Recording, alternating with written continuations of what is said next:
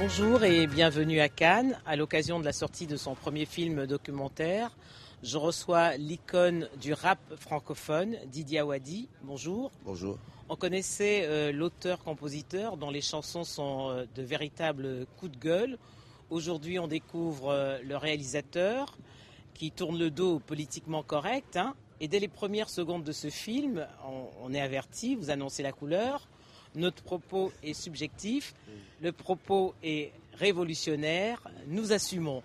Alors pourquoi un matin décide-t-on de quitter le micro pour passer derrière la caméra ? Je pense qu'on ne quitte pas le micro pour passer derrière la caméra, je pense que les deux vont ensemble. Souvent je dis que le micro, c'est un début de preuve. Avec la caméra, on a presque toute la preuve. Donc ça va ensemble. J'ai une boîte de prod où on fait des films documentaires, on fait de la pub, donc on fait des clips. Donc je pense que ça va ensemble. Et avec le cinéma, on touche d'autres cibles et on touche souvent plus large. Heureux d'être à Cannes, Didier ? Heureux, oui. Franchement, c'est un plaisir d'être là et de voir comment fonctionne réellement l'industrie, de voir quels sont les mécanismes de communication. Je pense que là où l'Afrique a péché, c'est dans la communication. Et aujourd'hui, les grandes batailles, même les grandes guerres, se gagnent d'abord avec la communication, avec le cinéma, avec l'image. Alors, le titre du film documentaire, Le point de vue du lion, vous a été inspiré par un proverbe africain. Tant que les lions n'auront pas leurs historiens, les histoires de chasse seront toujours à la gloire des chasseurs. Dans la relation Afrique-Europe, c'est donc toujours l'Europe qui a eu le bon bout, selon vous ? Oui, c'est l'Europe, c'est les médias internationaux qui arrivent et qui donnent la version des faits qu'ils veulent sur le continent. Et très souvent, on n'a pas ce point de vue qu'on pourrait donner. Voilà pourquoi aujourd'hui, je pense que la grosse bataille de notre siècle, c'est avoir nos canaux d'information indépendants et libres. Donc voilà, je collabore déjà avec une boîte de presse, une agence de presse qui s'appelle Afrique TV. Et nous, notre but, c'est de montrer aussi l'autre point de vue. Voilà. C'est des images de l'Afrique tournées par des Africains. Images de l'Afrique tournées par des Africains, pour l'Afrique et pour le monde. Parce qu'il n'est pas question qu'on reste dans un ghetto, mais donner une vision juste de ce qui se passe. Et pas qu'on nous dise, voilà comment ils sont, voilà comment ils se comportent, voilà ce qu'ils devraient faire. Mais dire au monde, voilà comment nous sommes, voilà ce à quoi nous aspirons. Alors, vos interlocuteurs, les personnes que vous avez interviewées, il y en a à peu près une quarantaine, qu'ils soient africains ou non, sont tous unanimes. Il faut que les choses changent. Mais comment ? Il faut que ça change par la perception que nous avons de nous-mêmes. Donc c'est un travail sur notre image, c'est un travail sur notre âme, reconstruire notre âme. Quand on t'a souvent dit que tu es second class citizen, que tu es le dernier de la classe, que tu n'es que le champion de la chicotte, à un moment il faut que tu prouves par tes gestes, par tes actes, les actes que tu poses, que tu n'es pas seulement ce corrompu. Quand tu es leader, tu n'es pas seulement le dernier de la classe, tu peux être président des États-Unis comme Obama, mais ça c'est juste un alibi, on ne peut pas s'arrêter à ça, et que tu peux être aussi dans tous les domaines meilleur que tout le monde. Viser l'excellence, et Cheikh Anta Diop dit à formation égale, la vérité triomphe. Malheureusement, consommer ce que nous produisons, produire ce que nous consommons, transformer nos richesses au lieu de les brader, ne plus vendre nos terres, créer de la richesse pour que les Africains restent chez eux, fiers et libres. Alors on y reviendra sur le cours des matières premières et puis le contrôle des matières premières. Arrêtons-nous d'abord sur l'immigration, qui est le premier point que vous abordez avec les personnes que vous interviewez. L'Europe ferme ses frontières alors qu'il ne peut y avoir de mondialisation sans libre circulation des personnes. Mais ces jeunes qui risquent leur vie dans des embarcations de fortune ou alors même dans des trains d'atterrissage, comme on a vu en 1999, ces deux jeunes Guinéens vont chercher ailleurs ce qu'ils ne trouvent pas ici, alors que l'Afrique est riche. En fait, c'est tout ce qu'on dit dans le film. Nous sommes très riches et on n'arrive pas à profiter de nos richesses. Parce que quand tu veux profiter, par exemple, tu es Nigérien, tu veux profiter de ton uranium, on va te créer une rébellion. Et derrière ça, un coup d'État. Tu es Congolais, tu veux profiter de ton pétrole, des avions d'une compagnie pétrolière vont venir avec la complicité d'une armée étrangère bombarder ta capitale. Tu es Ivoirien, tu vois des avions étrangers venir bombarder chez toi. Il y a un problème. On ne nous laisse pas profiter de nos richesses. Et souvent, les puissances étrangères se disent qu'elles sont propriétaires de nos richesses. Ça ne peut plus durer.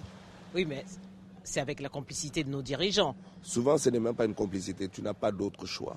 Parce que sinon, il y a élimination physique.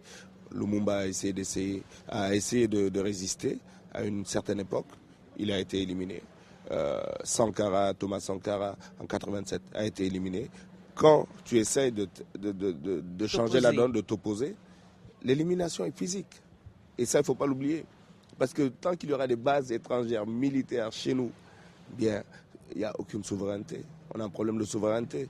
On te dicte ta politique. Comment les choses peuvent-elles changer? Couper le cordon ombilical. Mais tu ne pourras jamais le faire seul. Aucun pays ne pourra le faire seul. C'est avec une solidarité régionale, une solidarité continentale qu'on pourra résister. Quand Kwame Nkrumah parle d'une armée, parce qu'il disait ça aussi, une armée unique, une monnaie unique, une banque centrale unique. Les États-Unis d'Afrique. On y reviendra tout à l'heure. Alors, autre sujet abordé, les matières premières. Ouais. L'Europe doit tout à l'Afrique, disait un de vos interlocuteurs. Théophile Obenga. Du café au diamant, en passant par le cobalt, l'or et l'uranium. Nous exportons les matières premières dont l'Europe a besoin et elle nous renvoie des produits que nous consommons. 50 ans après les indépendances, tous trouvent que c'est paradoxal. C'est paradoxal parce qu'on ne laisse aucun pays se développer réellement. Quand tu ne peux pas te développer, quand tu n'as pas... voilà, c'est tout ce problème d'indépendance réelle et d'indépendance factice. On te dit, ouais, vous êtes indépendant, vous pouvez décider. Mais chaque fois qu'un leader essaie de décider par lui-même, on l'élimine. Et Manu Militari, aujourd'hui, en 2011, c'est Manu Militari qu'on élimine des présidents souverains, soi-disant parce qu'on n'aime pas le résultat des élections ou bien parce qu'il tire sur son peuple. Mais imaginez qu'un pays africain ose bombarder une capitale européenne. C'est scandaleux. Nous sommes en 2011 et ce type de situation existe. Si c'était au début des indépendances, j'aurais pu comprendre, bon, on ne veut pas laisser tout, on va faire des petits coups d'État, une 5e colonne, on connaît ça. Mais en 2011, ça continue, ça doit nous éveiller, nous réveiller. Alors consommons ce que nous produisons, on est d'ailleurs très loin du discours d'une idole qui est chère à votre cœur, Thomas Sankara, mais est-ce que c'est pas un peu idéaliste ? Non, je pense que c'est juste réaliste. De se dire on va consommer ce qu'on produit au lieu de prendre les produits. Je ne vais pas enrichir un paysan américain ou le paysan belge. Mais je dois faire que le paysan de chez moi s'enrichisse. Mais en 1994, au moment de la dévaluation du franc CFA, on a pensé que l'Afrique pourrait consommer ce qu'elle produit. Oui, mais le franc CFA n'est pas notre monnaie. Le franc CFA est une monnaie étrangère et une monnaie française. Donc celui qui dévalue achète à vil prix tout ce que nous consommons et l'argent ne revient même pas chez nous, il reste dans la Banque de France.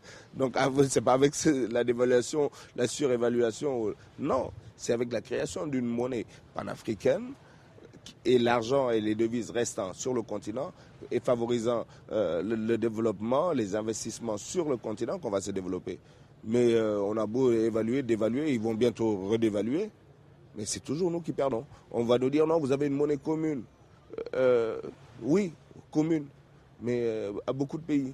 Mais pour le bénéfice seulement du pays qui émet cette monnaie. Cette monnaie est frappée en France et les réserves sont à la Banque de France. Donc ce n'est pas une monnaie qui est là pour le développement et les investissements du continent. C'est faux. La France-Afrique, une relation incestueuse et paternaliste. Oui, il faut que ça s'arrête. Quand on voit ce fameux discours de Dakar où on vient nous dire que nous ne sommes pas assez rentrés dans l'histoire avec toute une série de mots scandaleux qu'il a mis ici, Sarkozy pour ne pas le nommer. Didier Awadi, vous faites partie de cette jeunesse africaine qui ne veut plus recevoir de leçons de l'étranger. Oui, on ne peut plus accepter qu'on vienne nous donner des leçons tout le temps. C'est pas... Je veux dire, il faut qu'on nous respecte. Aujourd'hui, ce que nous exigeons, c'est du respect. À partir du moment où il y a du respect, il peut y avoir partenariat, il peut y avoir collaboration avec tous les peuples du monde. Parce que notre combat n'est pas un combat raciste. Il faut que ce soit clair. Mais c'est pour l'égalité et la justice. Donc, on ne peut pas venir nous donner des leçons, vous devez faire ci, vous devez... sans savoir sur quelle base culturelle nous posons les actes que nous posons. Donc, c'est aussi ne plus accepter qu'on nous donne des leçons, c'est aussi bien se comporter, c'est ne plus prendre l'argent du peuple pour ses intérêts personnels quand on est au pouvoir, c'est ne plus détourner quand on est dans son bureau. C'est à nous aussi, quand on reçoit des aides, aussi de ne pas les détourner. C'est aussi ça, se respecter pour se faire respecter. Alors, on parlait de la relation France-Afrique qui est incestueuse, mais aujourd'hui, il y a un partenaire qui est de plus en plus présent sur le continent, c'est la Chine. Ouais. Or, la relation Chine-Afrique n'est pas plus saine. La Chine aussi est essentiellement intéressée par les matières premières de l'Afrique et non pas par son développement. C'est clair. C'est pas parce qu'on est contre la France-Afrique, ce système, que nous sommes pour la Chine-Afrique. Pour moi, c'est exactement pareil. C'est exactement pareil. Et c'est encore plus scandaleux parce que les Chinois sont en train de prendre toutes les terres. Et en 3 ans, ils peuvent te détruire toute une économie locale. Ils achètent les terres avec le consentement des États. Avec le consentement des États, avec des élites non légitimes. Le combat que nous menons aujourd'hui, c'est contre ces élites sur le continent. Qui bradent les États. Qui bradent, qui vendent et qui après partent, ou bien veulent rester au pouvoir par la force. Le combat, ce n'est pas seulement contre la Chine, contre la France-Afrique, contre toute forme de colonisation, de recolonisation par les capitaux, c'est contre toute l'injustice qu'il y a. Et donc il faudra se battre et savoir que ce n'est pas parce que les Chinois t'offrent un stade qu'ils sont plus gentils. Ce n'est pas parce qu'ils ne se mêlent pas de ta politique que tu dois continuer aussi à piller ton peuple. Voilà. Et donc pour moi, ils sont aussi dangereux, sinon beaucoup plus dangereux parce qu'ils sont beaucoup plus rapides pour détruire une économie locale que ceux qui sont là en train de nous piller depuis très longtemps, quoi. Je veux dire, c'est l'image de cette catin qui se fait violer à tour de rôle par beaucoup de clients. Alors, autre scandale que dénoncent vos interlocuteurs, c'est le poids de la dette. En 25 ans, la dette a été multipliée par 40 et la pauvreté s'est accrue dans les mêmes proportions. Ouais. Alors, en 1960, on parlait de lutte contre le développement. Aujourd'hui, on parle de lutte contre la pauvreté. C'est donc un échec. Oui, c'est toutes ces politiques néolibérales, des institutions, Banque mondiale, FMI, il faut qu'elles acceptent à un moment que ça a échoué. Tu ne peux pas rester dans un bureau à Washington et décider que voilà ce qu'il faut pour les Africains.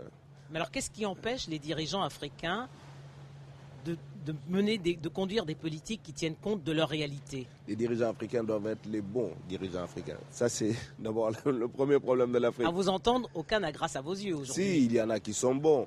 Mais généralement, quand on voit des gens qui sont au pouvoir 20 ans, 30 ans et qui se donnent des titres et des titres, non, il faut arrêter. Ils sont illégitimes, ils sont là, ils n'ont pas la formation nécessaire, ils n'ont pas le bagage nécessaire pour gérer ils n'ont même pas la légitimité. Donc forcément, les décisions qu'ils vont prendre ou qu'on leur fera prendre, eh bien ils vont les prendre pour rester au pouvoir. Ils ne nous parlent pas. Il y a un désamour entre la jeunesse et ces dirigeants illégitimes. Certains sont légitimes, on ne dit pas que tout le continent, il n'y a que des présidents, mais la plupart, c'est regrettable, on n'est pas fiers de le dire, sont assez illégitimes. Et donc c'est pour ça qu'il faut que la démocratie, qui n'est pas un monopole de l'Occident, s'installe par tous les moyens. Et je pense que les Tunisiens nous ont donné une superbe leçon. Alors, un autre coupable, ce sont les institutions internationales, financières, notamment la Banque mondiale et le Fonds monétaire international, qui n'ont jamais aidé aucun pays à se développer, dit un de vos interlocuteurs, Théophile Obenga. Mais c'est vrai, on les regarde dans tous les pays où ils sont. Aucun pays ne s'est développé. Donc il faut qu'on accepte qu'il y a échec de ces politiques. Et maintenant, la possibilité de leur dire non et de tourner le dos à ces institutions. On n'a pas la possibilité parce que quand tu arrives au pouvoir et que en face, il y a des urgences. La Banque mondiale te dit tu peux avoir telle somme très vite, mais tu signes le mode d'emploi. Si tu ne le fais pas, eh bien, non, ça va être très logique que ton peuple ait faim et te boute hors du pouvoir. C'est ça. Une asphyxie. Tu es asphyxié. Soit tu le fais un peu et tu te dis, bon, je le fais pour une telle période, le temps de négocier. Mais si tu ne le fais pas, c'est ton peuple lui-même qui va te dire, on a faim et dégage. Vous semblez regretter les leaders de la trempe de Nkrumah ou de Lumumba, que vous citiez tantôt, et même de Sékou Touré, dont on n'oublie pas la célèbre phrase « Nous préférons la liberté dans la pauvreté, à l'occurrence dans l'esclavage ». Mais pour la Guinée, ça n'a pas changé grand-chose. Parce que la Guinée, on ne l'a jamais laissé se développer. On ne peut pas demander à un pays sous embargo de se développer. C'est très simple. Beaucoup de gens me disent, oui, mais la Guinée, tu vois, tu parles de Sékou Touré, mais il n'a jamais rien fait. J'ai dit, je reconnais qu'il y a eu beaucoup de morts sous Sékou Touré et qu'il est aussi responsable de ça. Mais c'était d'abord un nationaliste pour vous? C'était d'abord un nationaliste, un panafricaniste. C'était quelqu'un qui a aidé et financièrement et militairement les mouvements de libération, parce qu'il ne faut pas sortir ça du contexte. J'ai dit oui, il y a eu le Cambouaro et beaucoup de morts sous Sékou Touré. Et nous le condamnons. Mais il y a aussi ce grand panafricaniste, ce leader pour beaucoup de jeunes Africains. Il ne faut pas prendre seulement le dictateur et oublier aussi l'autre facette c'est un raccourci que je n'accepte pas. Alors, libéré de la colonisation, mais pas libre, ni économiquement, ni politiquement. Ni économiquement, ni politiquement. Aucun de nos pays ne peut décider de sa politique. Tu dois avoir les partenaires avant de décider quoi que ce soit. Les partenaires américains, les partenaires européens. Et si un s'y oppose, surtout si c'est un Européen, il y a une solidarité européenne directe. Donc ils t'asphyxient. Et si tu ne fais pas ce qu'ils veulent, mais on te bloque, tu ne paieras pas les salaires de tes fonctionnaires. Donc ça va être des grèves, soulèvements populaires. Donc les dirigeants africains n'arrivent pas à décider d'une politique africaine. Pourquoi? Parce qu'ils sont seuls. Il y a pas ils ne se tiennent pas. Je veux dire, l'Union européenne aujourd'hui est forte parce que la France n'est pas seule. Elle a l'Allemagne, elle a tous ces pays qui sont à côté. Ils font front à 27. Ils font front à 27. Et nous, on ne fait quelquefois même pas un, puisqu'on n'est pas réellement libre, parce qu'on n'est pas réellement indépendant. Moi, cette histoire d'indépendance, je pense qu'il faut la re-questionner en 2011. Il faut une deuxième indépendance, selon vous? Il faut une vraie indépendance maintenant. Ce n'est Mais pas une deuxième, une première, une vraie première. 1960, vous n'y croyez pas? Non, 1960, on vient, on te dit, ouais, on va te donner l'indépendance. Mais certains ont dit non, on ne veut pas l'indépendance. On dit, si, tu l'auras quand même. Si, à partir d'aujourd'hui, tu l'auras. Et c'est vrai, certains présidents ont dit non. Ils disent, on veut rester français. On leur a dit, non, on ne veut pas que vous restiez. Vous serez indépendants. Et d'ailleurs, c'est comme ça. Voilà.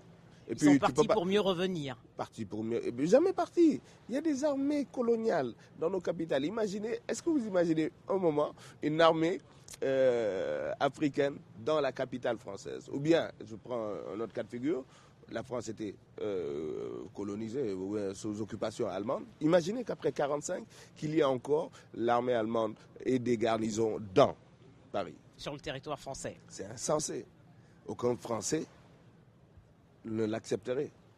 Mais ces bases militaires se sont installées avec toujours l'accord des dirigeants. Non, ce n'était pas un accord. C'est pas qu'ils étaient d'accord. Ils n'avaient pas d'autre choix. Pourquoi n'y renoncent-ils pas aujourd'hui? C'est la question que nous posons à nos élites.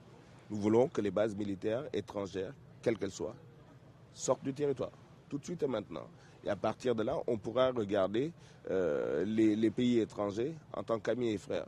Mais tu ne viens pas chez moi me dire, avec ton armée, ta base militaire, armée de terre, armée de l'air, tout ça, et me dire, ouais, nous sommes amis et frères. Amis et frères, et tu me surveilles avec tes armes. Je suis désolé. Soi-disant que nous avons signé des accords. Mais moi, je suis né en 69. Je n'ai jamais été au courant de la teneur de ces accords. Ça fait 42 ans. Ils ne vous engagent pas? Ça ne m'engage en rien. Et je ne veux pas accepter qu'on me dise non, non, non, vous avez signé des accords. Et condamner toute ma génération et celle qui vient après et celle qui est venue avant. Non, ça suffit. Les bases militaires doivent rentrer pour qu'on puisse se regarder. Ou bien alors qu'on accepte qu'il y ait des bases militaires aussi dans nos pays, dans la capitale française. Ça, c'est une utopie. Voilà. Quand c'est le contraire, ça devient une utopie. C'est ça qui est scandaleux. Alors, le film se termine quand même sur deux notes d'espoir. La première, c'est la jeunesse africaine. C'est elle qui devra relever tous les défis que les dirigeants n'ont pas pu ou n'ont pas su relever, selon vous. C'est clair. Beaucoup de dirigeants, parce qu'ils étaient illégitimes, parce qu'on les a imposés, parce qu'on les a placés là, parce qu'on les a maintenus de force, n'ont pas pu, n'ont pas su et n'étaient pas là pour relever des défis. Ils étaient là pour continuer un système. La jeunesse aujourd'hui doit s'affranchir de toutes les formes de colonisation, de domination. Selon vous? En prenant en charge son destin, en étant dans l'agriculture pour qu'on soit indépendant par rapport à tout ce qu'on mange. L'autosuffisance alimentaire? L'autosuffisance alimentaire, énergétique. Dans tous les domaines, il faut qu'on soit autosuffisant. C'est ça l'indépendance première.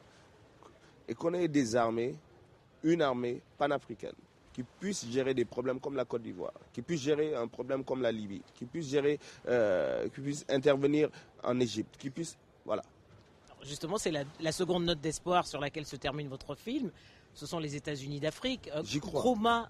y est arrivé en 1963. 48 ans plus tard, on court toujours après. C'est la faute à qui? C'est la faute à nous-mêmes, parce qu'il faut un courage politique pour dire nous coupons le cordon ombilical. Certains pays en Afrique australe ont fait un combat pour la liberté. Dans les pays du giron francophone, on nous a donné l'indépendance. Maintenant, il faut réellement aller vers l'indépendance. Et justement, par tous les moyens nécessaires, il faut arriver à arracher sa liberté. L'indépendance, comme il dit Césaire, ne se donne pas. Ça se prend, ça s'arrache. Et ça se paye très souvent en sang et en cadavre. Il ne faut pas qu'on regarde à la télé le sang des autres et on se dise « Ouh, non, on ne veut pas de ça ». Mais chaque peuple qui est là et qui est grand, qui est fort, chaque grande nation a fait des révolutions. Et ces révolutions ne se passent pas seulement... Il y a quand même sur le continent plusieurs pays qui ont eu des luttes de libération. Oui, elles doivent nous inspirer. C'est pour ça que chaque fois que je vois des luttes de libération, on a fait cet album Président d'Afrique pour justement montrer qu'il y a des luttes de libération dont on peut être fier. Il faut qu'on s'en inspire. On n'est pas là pour faire l'apologie de la violence. Vous pensez que ces pays sont dans de meilleures situations que la majorité des États africains? Je pense que très souvent, ils sont beaucoup mieux dans leur tête déjà et dans leur âme. Parce qu'il y a un gros travail qui a été fait sur le mental. L'esclavage mental, c'est vrai, c'est réel. Quand un Africain te dit, il y a cette phrase qu'il dit souvent, qu'est-ce qu'il dit, Dieu est grand mais le blanc est fort. C'est scandaleux. C'est dans la bouche de beaucoup d'Africains. Parce qu'on ne se rend pas compte qu'on est grand, qu'on est fort. Il faut qu'on réapprenne à dire je suis grand. C'est un gros complexe. Je suis grand, je suis beau, je suis riche. Je veux que les Nigériens disent je suis riche. J'ai l'uranium, je suis riche. Le Congolais de Bas-Congo disent j'ai beaucoup de pétrole. Je suis très riche. Et qu'on ne lui dise plus non, tu es d'un pays pauvre. Parce que quand tu acceptes dans ta tête qu'on te dise tu es pauvre, on peut faire de toi tout ce qu'on veut. Alors, Didier Awadi, si vous étiez donné la possibilité d'être 24 heures dans la peau d'un chef d'État africain, quelles seraient vos priorités et vos premières décisions? Je crois que d'abord je deviendrai fou très vite. J'espère que... Il paraît que ça le pouvoir rend fou? Absolument. Et non, je pense que d'abord ce serait dire que mon pays n'est qu'une région de l'Afrique. Et que l'Afrique est mon pays. Et mon pays devient juste une région. À partir de là, je nationalise l'agriculture. Aucun produit étranger qu'on peut cultiver sur place ne doit venir de l'étranger. Aucune matière première ne doit sortir de mon pays sans être transformée pour qu'il y ait une plus-value, une création de richesse sur place. Aucun poisson de chez moi ne doit être pris par des bateaux étrangers, des bateaux-usines. Tout sera fait d'abord pour que les populations se nourrissent, soient autosuffisants. Et après ça, on peut partager avec le reste du monde. Je suis étonné que vous n'ayez pas pensé, que votre première priorité ne soit pas la formation et l'éducation. Ça passe par une formation, c'est évident. Ça passe par une formation. La formation, on ne pourra pas y échapper. Parce que tant que nos populations sont analphabètes, on peut leur faire gober n'importe quoi. On va leur faire signer des contrats et leur vendre de la pacotille. Au début de votre film, vous dites ne vous attendez pas à une révolution cinématographique, ni à du Spielberg ou à du Spike Lee, mais ce film est un film militant et il rappelle beaucoup les films de Michael Moore. Oui, c'est vrai que Michael Moore, c'est un modèle dans le film militant. J'aimerais faire des films militants, bon, d'autres films aussi dans la musique et tout, mais j'avoue que je ne suis pas un cinéaste. D'abord, il faut être sincère. Je ne suis pas de ce monde, donc je respecte tous mes aînés, mais c'est un musicien qui a un coup de gueule. Et un cri du cœur. Un cri du cœur, et c'est, comment je vais dire, pour moi le cinéma est un alibi pour faire passer le message. Le même message qu'on fait passer en musique, le cinéma pour moi est un vecteur de communication. Aujourd'hui, ça ne sera pas la première ni la dernière expérience. Ah non, j'ai pris goût à la chose. J'ai pris goût en faisant ça et j'ai aimé ça parce que j'apprends beaucoup. Quand tu interviews Amadou Mokhtar Mbow, Abdou Diouf, Obenga, Aminata Traoré, il y en a tellement, Djibril Tamsirnian, mais j'apprends, je voyage. Je suis beaucoup plus riche aujourd'hui de connaissances qu'il y a 2 ans. Didier Awadi, alors bonne chance. Merci. Et bienvenue dans le 7e art. Merci.